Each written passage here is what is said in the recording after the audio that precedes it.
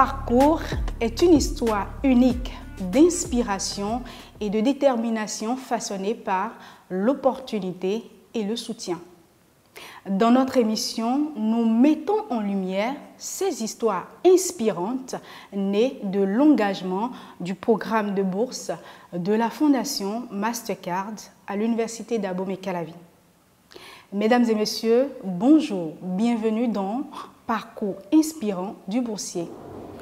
Avant d'échanger avec notre invité du jour qui est déjà dans ce studio, je nous invite à suivre la rubrique Portrait du boursier, une présentation de Félicité Adjakba.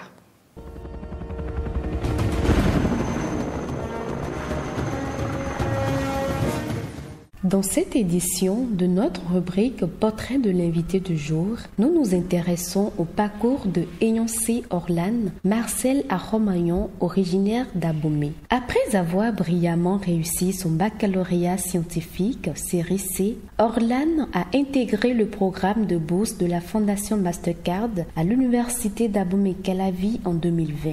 Inscrite à l'Institut de formation et de recherche en informatique IFRI dans la filière sécurité informatique, elle est étudiante en instance de soutenance. Passionnée par la cybersécurité et l'intelligence artificielle, elle affectionne les défis et les compétitions, notamment en tant que joueuse du CTF Capture the Flag. Elle travaille en équipe pour résoudre les problèmes de la société et consacre son temps à l'apprentissage et à la pratique pour améliorer ses compétences. Elle dispose d'un réseau actif avec qui elle partage les opportunités du numérique et de l'entrepreneuriat. Membre bénévole et co-lead du département communication et relations extérieures de Freyard, entendez Fondation Ratel pour une intelligence artificielle responsable et efficiente. Elle y travaille depuis une année et participe activement à la croissance de cette fondation. En 2022, Orlan a participé au Baobab Summit à Kigali au Rwanda avec certains boursiers de la Fondation Mastercard à l'Université d'Abomey-Calavi pour représenter le Bénin. Une seconde fois à Kigali en janvier 2024, elle a remporté avec son équipe le 3e prix du Challenge Global à Carnegie Mellon University, CMU Africa, lors du forum entrepreneurial.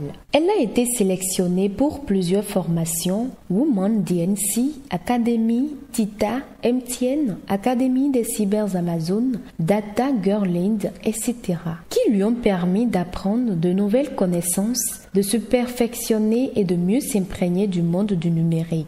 Fan des challenges et compétitions, elle a participé à différents hackathons tels que Hackathon d'Amnesty International en 2023, le hackathon collaboratif DNS Hackathon et le 24 HackBG, une compétition nationale où son équipe a remporté le 2e prix après de nombreux challenges résolus en 24 heures. De par son engagement communautaire, elle a occupé le poste de trésorière générale du comité de Giving Back, impliqué dans la réalisation de projets à impact sur la communauté.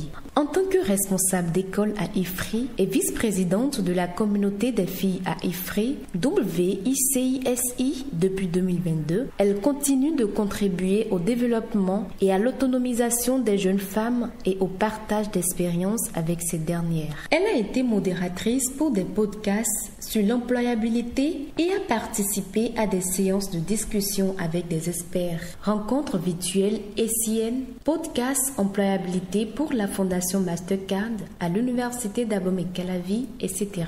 Du côté professionnel, elle a effectué plusieurs stages dans des entreprises telles que MIFI, Machine Intelligent for You, Cyberspector, ADM Secure et est actuellement en stage à Canal+ Bénin en tant que technicienne informatique dans le département de systèmes d'information. Pour ses projets futurs, elle envisage de continuer son master, de passer des certifications, de travailler sur des projets innovants et de poursuivre sa carrière en cybersécurité.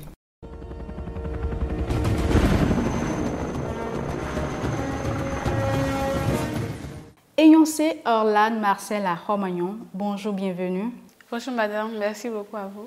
Nous avons suivi ce portrait de toi dis-nous, quelles sont tes impressions?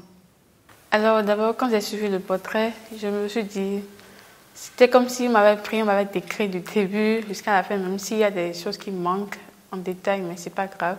Mais j'ai vu vraiment que c'était Orlane, c'était moi-même que je connais et j'en suis ravie. En 2020, tu intègres le programme de bourse de la Fondation Mastercard à l'Université d'Abomey-Calavi.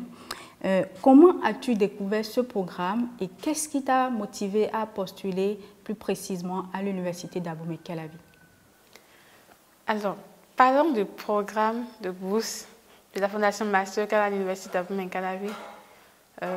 D'abord, je suis toujours fière de parler de ça parce qu'en 2020, j'avais déjà eu mon bac quand mon professeur de mathématiques, M. Maurice Tedolé, il avait regroupé tous ceux qui avaient au moins la mention assez bien et il nous avait parlé du programme et tout, du contenu et tout.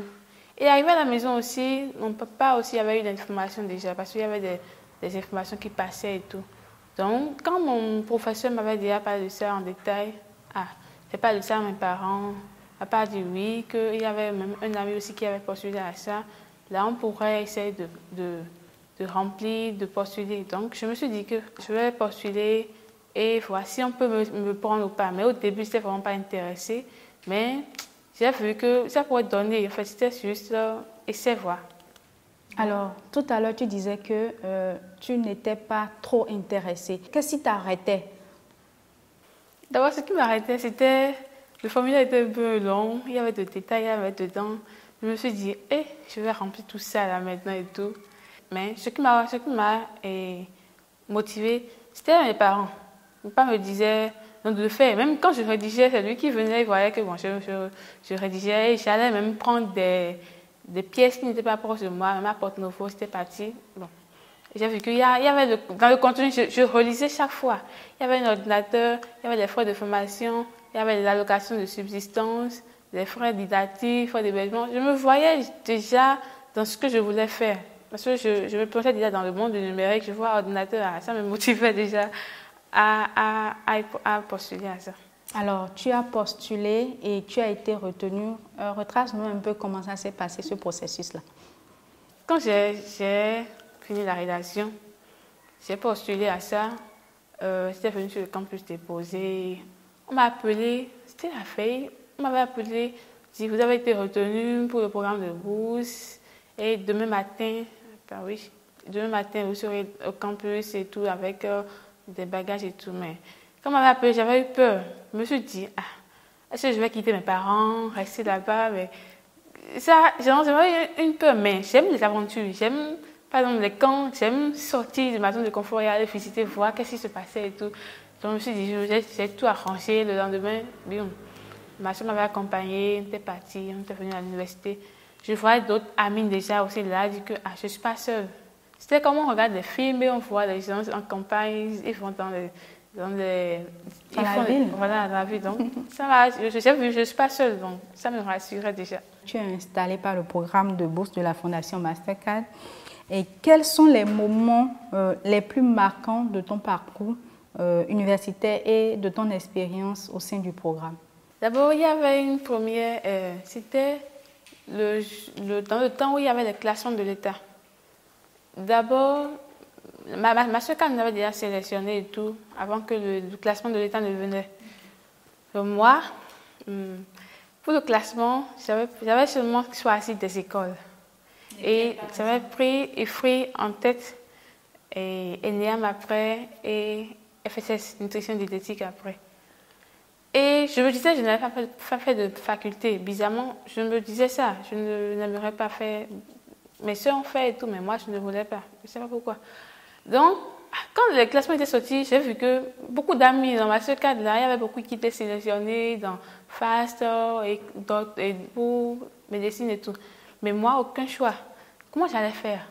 Et bizarrement, c'était dans le programme de bourse de Mastercard, c'était IFRI, mon premier choix. Et c'était mon premier choix aussi pour l'État. Donc j'ai vu que c'était ce que je voulais, je l'ai eu. En premier choix, c'était ça vraiment que je voulais. Donc vraiment, je rends grâce toujours pour ça parce que je ne vais jamais oublier. Ça m'a marqué. Maintenant, secondo, c'était L'expérience m'a c'était lors des apprentissages. Quand on avait commencé l'IFRI et tout allait bien, mais comme c'est l'université, on est venu nouvellement et tout, on n'arrivait pas vraiment à s'en sortir facilement parce qu'il y avait les mathématiques. C'est vrai que j'ai fait la série C, mais il y avait les mathématiques vraiment de haut niveau. Mais parce qu'on était beaucoup à IFRI dans le programme, on essayait de constituer des groupes d'études et tout, on travaillait. Et malgré ça, je me stressais, des fois je ne dormais pas, jusqu'à ce que j'ai eu l'insomnie. Et c'était vraiment pas amusant, mais je me suis dit, au moins, comme je suis avec des amis là dans la Mastercard, au moins ils m'encouragent, on travaille ensemble et tout. Donc, il y avait aussi des psychologues qui sont dans le programme de bourse. Avec eux, j'ai pu discuter, ils m'ont proposé des trucs à faire et tout. J'ai pu le faire et petit à petit, après la composition et tout, j'ai vu que ça s'est bien passé. C'était le stress en fait. Je n'étais pas habituée à ça. Mais... Est-ce que le stress est dû à l'intensité des cours? C'est quoi concrètement? Oui, le stress, c'était l'intensité des cours est free. Et bon, quand on ne maîtrise pas quelque chose, en vrai, on est stressé. On n'a pas eu le temps de s'apprêter et à tout ça. Donc, c'était les deux mélangés. Moi, personnellement, je suis souvent stressée. Donc, ça s'est enflammé. Aujourd'hui, tu aspires à continuer tes études. Dis-nous, est-ce que tu penses continuer dans le domaine de l'informatique? Parle-nous un peu de ça. Alors, bien sûr, je compte continuer dans le domaine de l'informatique parce que je vois que je n'ai encore rien fait. Il reste beaucoup à faire et tout. Et c'est maintenant que je me vois déjà dans le monde. C'est vrai que les autres, c'était en phase d'initiation, mais je vois que maintenant je suis insérée dedans. Donc il faut vraiment que j'applique ce que j'ai à faire. D'abord, je vais finaliser mon projet de soutenance et tout. Et après ça, je suis dans des programmes donnés, des formations que je suis en ligne, des programmes d'une année et tout, donc je vais finaliser. Et j'ai un certificat Certified Ethical Hacker, un CEH en cybersécurité à passer également. Donc, j'ai du temps pour me préparer et du temps pour aussi préparer d'autres certifications avant d'avoir mon master ou bien en cumulant les deux ensemble et participer à des projets, à des appels à soumission de projets pour vraiment être maintenant moi que je voulais avoir assez d'opportunités en plus. En dehors de l'étude, il y a des formations para-académiques et ça t'a poussé à mener certaines activités. Parle-nous un peu de ces activités-là. Ah oui, Mastercard m'a amené à faire une formation en fabrication des objets en résine. Parce que tout le temps, on a l'habitude de parler de l'entrepreneuriat. Parce qu'ils nous apprenaient déjà à ne pas se coller uniquement aux études, mais de développer aussi, d'avoir quelque chose de côté. Donc, je me suis dit, comme j'aime les objets, j'aime ce qui est bon à voir, les trucs en art et tout, j'ai fait la formation en fabrication d'objets en résine. Donc, fabrique des porte-clés, des tableaux d'art et tout. Donc là, je partage avec des amis, je suis intéressée comment on fait. Nous avons parlé de l'informatique en général. Dis-moi, quel est l'aspect qui t'intéresse le plus? Dans l'informatique, je m'intéresse plus à la cybersécurité. J'aime plus faire assez de recherches. Ma curiosité m'amène à connaître ce que les gens ne savent pas. Quand je participais aux hackathons et tout, j'ai vu que c'était plus de forensic, d'investigation. Je ne sais pas si vous connaissez le Centre national d'investigation numérique. Voilà. Donc, quand je vois la façon de travailler et tout, ça me dit de rester vraiment dedans, la cybersec, d'apprendre au jour le jour et de... En tant qu'alumni aujourd'hui, quel message peux-tu partager sur le programme de bourse de la Fondation Mastercard? En tant qu'alumni, je pense que je peux dire que le programme de bourse de la Fondation Mastercard, c'est un programme complet. Je pense qu'il y a tout. Il y a la vie en communauté, il y a l'insertion professionnelle, il y a des soft skills qu'on développe même. Parce qu'en étant déjà ensemble avec des amis, avec ceux qu'on ne connaissait pas, on arrivait déjà à s'entendre et à faire des activités ensemble, à faire des conférences même entre nous. On fait des talk series, voilà. Donc, on nous invite des experts qui viennent chez nous nous parler et vous avez la liberté de leur poser des questions et tout. Donc, je pense que c'est un programme à ne pas à en parler jusqu'à, je veux dire. Parce qu'il faut vraiment que tout le monde, tous ceux qui peuvent et tous ceux qui travaillent vraiment poursuivent leur programme de bourse, qui visent vraiment qui visent à promouvoir l'excellence. Alors, tu as eu l'opportunité de voyager toujours à travers ce programme. Parle-nous un peu de ton séjour à Kigali. 2 fois de suite, bien sûr. Ah oui, premièrement, c'était dans le cadre du programme de bourse de la Fondation Mastercard. Et la seconde fois, c'était pour mon école. Et je pense que c'était vraiment une belle expérience. Kigali, c'est une belle ville. Et je remercie encore une fois le programme parce que parmi tant de boursiers, j'ai été sélectionnée. Et là-bas, j'ai pu découvrir, j'ai connu des gens, des amis et tout. Ça m'a permis d'élargir mon réseau, ces amis. Et je suis dans plusieurs forats et tout. Donc, quand j'ai des informations, des opportunités de bourse, je balance dans un groupe, dans une chaîne WhatsApp que j'ai créée, par exemple, bien des pages que j'ai moi-même créées. Ça me permet d'être, on me dit souvent tu es international, mais ça me permet d'être en connexion avec les autres. Et je sais que quand tu as une amie qui est en Hollande, elle est ici, vous êtes liés. Donc, si je trouve une opportunité, je balance. Et c'était bien l'expérience. Et l'anglais surtout, ça m'a permis de savoir que je dois vraiment me perfectionner en anglais. Parce que c'est ça seulement qui reste à perfectionner et tout. Et c'est bon. Alors, nous tirons vers la fin de nos échanges. Dis-nous, as-tu un mot de la fin? Ah oui, je remercie encore une fois d'abord le bon Dieu qui m'a permis d'être boursière à la Fondation Mastercard et également mes tuteurs, mes parents, mes amis, tous ceux qui m'encouragent au jour le jour. Mes amis aussi qui sont à la Mastercard et qui ne cessent de travailler pour se perfectionner et tout. Je pense que c'est une expérience à revivre, si on peut le dire. Mais comme nous sommes en perpétuel devenir, nous sommes aussi appelés en tant que jeunes alumni à travailler et à créer d'autres programmes de bourse pour soutenir ceux qui sont dans le cas, comme nous on a été dans le cas, pour soutenir ces genres de personnes. Et merci vraiment à la Fondation Mastercard. Merci Olan pour ta disponibilité et beaucoup de courage dans la suite de tes études, dans tes projets personnels. Alors, nous sommes à la fin de cette émission. Merci de nous avoir suivis et n'oubliez pas de vous abonner à notre chaîne YouTube en activant la cloche de notification. À très vite pour un autre numéro. Merci.